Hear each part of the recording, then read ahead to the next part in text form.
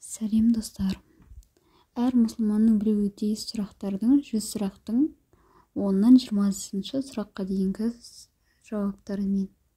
Пайғамбарың кім? Мұхаммед Мұстафа. Алланың игілігі мен сәлемі болсын. Пайғамбарымыз қай жерде туылған?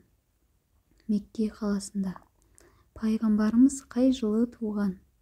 571 жылы 20 сәуірде.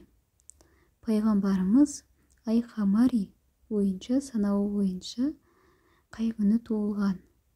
Рабиул Ауал айының 12 күні дүйсенбі күні. Пайғамбарымыздың исламға дейін халық арасында танылған сипаты қайсы? Мұхаммадул Амин. Сенімді Мұхаммед. Пайғамбарымыздың ең көп аталатын есімдері қандай?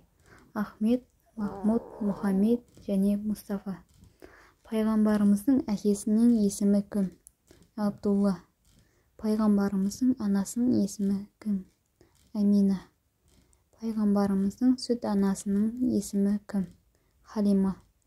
Пайғамбарымыздың атасы кім? Абу Абдымуталиб.